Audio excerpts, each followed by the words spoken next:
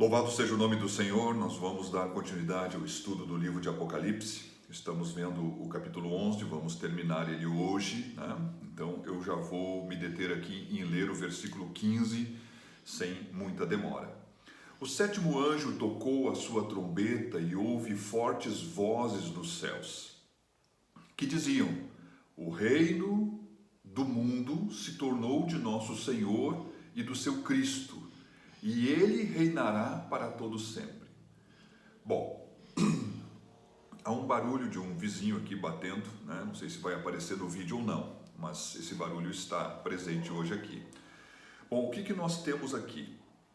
Em Apocalipse 10, 7, nós vemos a menção que quando a trombeta fosse tocada, seria revelado o segredo de Deus. Então, o segredo de Deus é que vai ser estabelecido o reino de Deus sobre a terra. E observe que o reino que está sendo referido é o milênio que está por vir. Bom, há uma promessa e há, então, um reinado onde Cristo irá reinar na terra durante 1000 anos, juntamente com os santos, que terão autoridade, posições de autoridade, e depois de algumas coisas acontecer, há um reino eterno. Então, o cumprimento que nós podemos dizer aqui, que é o mistério, o segredo de Deus que vai ser revelado nos dias do toque da sétima trombeta, que está sendo tocada agora. Então, o reino do mundo se tornou de nosso Senhor e do seu Cristo, e ele reinará para todo sempre. Então, na verdade, a palavra de Deus também diz em Efésios 1:10, que na plenitude, na dispensação da plenitude dos tempos, é da vontade do Senhor. O Senhor tem um propósito de poder congregar todas as coisas em Cristo, tanto as que estão nos céus, como as que estão na terra. Então, o Senhor vai estabelecer o seu reino na terra e um reino eterno nos céus. Falando isso, não sei se já mencionei em algum desses vídeos, se tem um entendimento que temos um céu, que é o céu atmosférico, o céu onde vivemos. Existe um segundo céu e um terceiro céu. Então observe que aqui diz assim: o sétimo anjo tocou a sua trombeta e houve fortes vozes nos céus. Bom, de uma forma espiritual, os céus, o primeiro céu é o lugar onde nós vivemos. O segundo céu é o lugar aonde Satanás está preso. O terceiro céu é o lugar aonde Deus habita. Observe então que quando olhamos aquelas menções de Daniel na sua oração, na sua busca a Deus, quando aparece da parte de Deus um testemunho porquê da demora, então há uma declaração que desde o primeiro dia a tua oração foi ouvida. Mas o príncipe do reino da Pérsia me resistiu durante tanto tempo.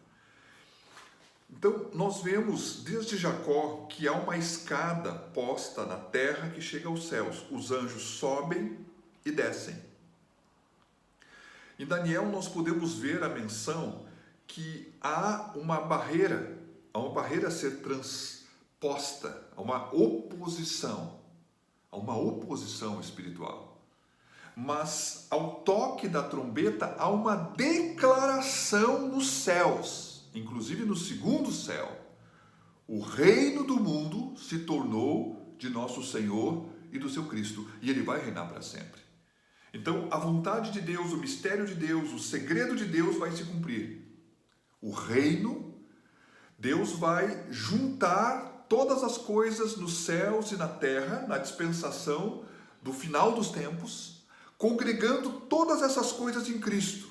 E Cristo, posteriormente, vai se sujeitar ao Pai, de maneira que tudo e todas as coisas voltem debaixo da vontade e do reinado pleno do Senhor Todo-Poderoso. Falando isso, vou ler aqui o versículo 16 e 17. Os 24 anciãos que estavam assentados em seus tronos diante de Deus prostraram sobre seus rostos e adoraram a Deus, dizendo: Graças te damos, Senhor Deus Todo-Poderoso, que és e que eras, porque assumiste o teu grande poder e começastes a reinar. Nós já vimos isso em Apocalipse 4:10, que essa figura desses 24 anciãos, que são os representantes da igreja, eles já estão coroados. Fizemos ali uma declaração que eles pudessem, dentre as mais variadas formas de pensar, são representantes da igreja. Alguns pensam que são os representantes da igreja de Pentecostes até o momento que a igreja é arrebatada, mas nós mencionamos falando da igreja de uma forma inteira, considerando os 12 patriarcas como os 12 apóstolos do Cordeiro, como sendo possivelmente, dentro das interpretações, aquilo que seria a melhor menção para qualificar esses 24 anciãos. Mas eles novamente adoram a Deus e expressam então, referindo ao Senhor El Shaddai, o Deus Todo-Poderoso, que és e que eras, ou seja, tu és todo-poderoso, tu era todo-poderoso e tu assumiste agora a tua posição e te levantaste para reinar. Bom, meus queridos, eles estão exaltando o fato do Senhor ser todo-poderoso, mas especialmente um momento específico, ao toque dessa trombeta, onde o mistério, o segredo de Deus, aonde ele vai reunir ou terminar de reunir todas as coisas em Cristo para estabelecer o seu reino milenar e o seu reino, posteriormente o seu reino eterno. Falando então aqui do versículo 18, diz assim: As nações se iraram e chegou a tua ira. Chegou o tempo de julgares os mortos e de recompensares os teus servos, os profetas, os teus santos e os que temem o teu nome, tanto pequenos como grandes, e de destruir os que destroem a terra. Bom, aqui fala da ira das nações e da ira de Deus. Existem muitas expressões, e ao longo do livro de Apocalipse nós já vimos falar da grande ira, da ira do Cordeiro. Agora aqui vem mais uma expressão, né? As nações se iram e Deus se ira. Na verdade, as iras de Deus já estão sendo derramadas através dos selos, através das trombetas. E agora, em seguida mais, no capítulo 16, vai vir as taças sendo derramadas. Bom, falando disso, o que está dizendo aqui? As nações se iraram. Meus queridos, existe um mundo ímpio que não se arrepende, que está voltado contra Deus através das suas atitudes, das suas blasfêmias e dos seus posicionamentos num coração que não se arrepende, que está cauterizado, endurecido. Bom, a palavra de Deus diz que Deus vai acabar destruindo aqueles que destroem a terra. Quando nós olhamos esse versículo, parece que essas coisas vão acontecer agora. Não. Chegou o tempo de julgares. Então o Senhor se levanta e ele vai assumir o seu reino. Mais para frente, então falando agora de uma forma, não dizendo que isso é exatamente agora, naquele momento, mas é uma sequência de fatos que vão acontecer. Nós vamos ver que Satanás vai ser expulso do segundo céu, no próximo capítulo, e vai ser lançado na terra.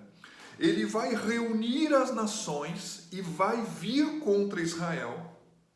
E Deus, então, vai proteger Israel, que nós poderíamos até ler aqui o último versículo, né?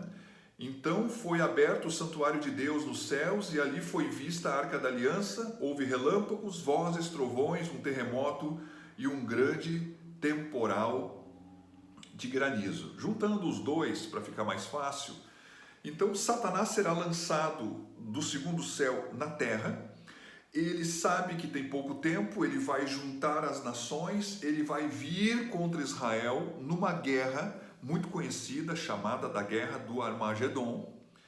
Há um momento então, aonde Deus, né, olhando para a sua aliança, embora ele vai trazer juízo sobre a terra e vai julgar os homens ímpios, ele vai ser misericordioso para com Israel, visto, né, que aparece nos céus um templo ou um santuário que possivelmente seja aquilo que Moisés viu e que fez um modelo semelhante como tenda da congregação, como vimos outro dia, que é aquela que era móvel, né, como também o templo de Salomão e o templo de Herodes, buscando ser figuras não tão iguais àquilo que foi mostrado para Moisés, né, porque o que foi mostrado para Moisés, ele pôde ver e teve então os outros procurando fazer a semelhança daquilo que foi mostrado para Moisés. Mas dizendo sobre isso, há então um santuário no céu que é aberto, a arca de Deus está lá dentro. A arca é o símbolo da aliança que Deus tem. A arca, ela é o quê?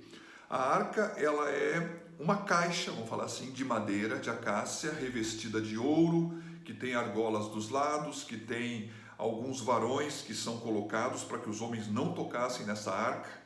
Em cima da arca existe uma tampa chamada propiciatório, que existiam 2 querubins que ficavam então com as suas asas voltadas, cujas cabeças estavam voltadas para a tampa, como se estivesse olhando, embora exista a tampa, para o propiciatório. Na verdade, dentro dessa arca existem alguns testemunhos da fidelidade de Deus para com Israel, que existe o maná que está lá dentro, existe as tábuas da lei que foram escritas pelo dedo de Deus e dadas para Moisés, e também tem a vara de Arão que floresceu. Essas 3 coisas estavam dentro da arca. Então, a arca é símbolo da aliança, do compromisso que Deus tem em ser misericordioso. Então, observe que chegou o tempo da ira de Deus. Então, Satanás vai ser lançado do céu. Ele vai, então, naquilo que vamos ver para frente, ele vai juntar as nações vão vir contra Israel, essa é a guerra do Armagedon. O Senhor vai descer dos céus mediante um clamor que Israel, no aperto, na angústia de Jacó, eles vão clamar, o Senhor vai descer, vai livrá-los.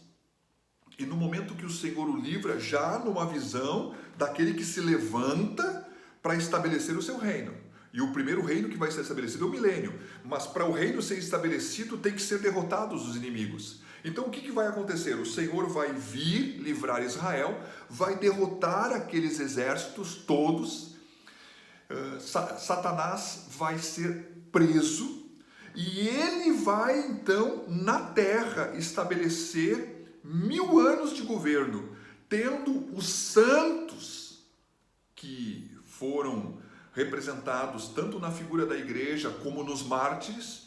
Eles vão ser pessoas que terão posições de autoridade, exercendo então esse governo, esse reinado de Cristo durante 1000 anos na terra. Posteriormente, então, quando acabar esses 1000 anos, depois de Satanás ter sido preso, ele vai ser solto, e uma vez solto, ele volta a trabalhar nas pessoas que estarão vivas, existirão nações na terra.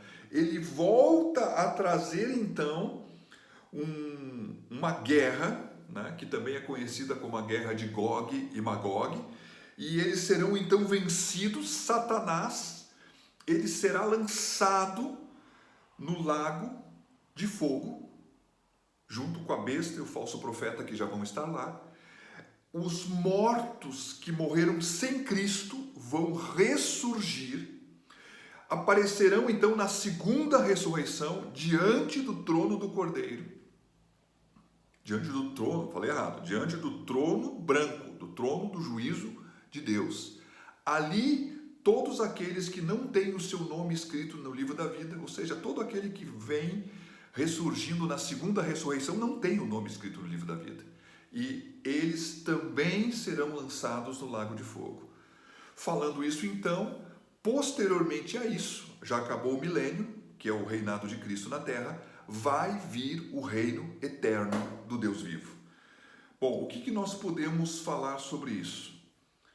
Eu acho que já falamos bastante. Eu sei que sempre tem, os detalhamentos dessas coisas vão vir para frente. Então, hoje, quase que fazendo uma entrada, pegando aqui o final do capítulo 11, falamos do mistério, do segredo. Ele se levantou para reinar.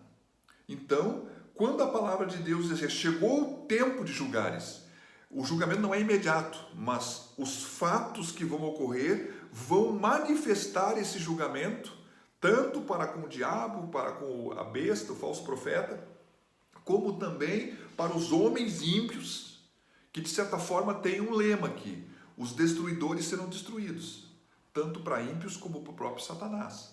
Então há uma operação daquele que se levanta para reinar, seja nos céus, não vai ficar mais, e na terra, naquilo que ele trouxer um conluio, vai ser destruído, vai ser preso. O Senhor vai estabelecer o seu reino, vai governar com os seus santos. Lá no final, há uma liberdade dada ao maligno de novo, aonde há uma nova guerra de Gog e Magog, aonde novamente é derrotado, aí é lançado no lago de fogo. Os mortos sem Cristo vão ressuscitar, que é a segunda ressurreição, comparecerão então diante do trono branco do Senhor, aonde serão julgados e não tem então justificativa, serão lançados também no lago de fogo. E o reino eterno de Cristo, aonde ele se submete inteiramente ao Pai, vai se manifestar para toda a eternidade. Falando isso, vamos encerrar o ensino de hoje. Amanhã estaremos de volta, dando então continuidade a processos menores em cima desses detalhamentos que estão por vir. Que Deus te abençoe, no nome de Jesus.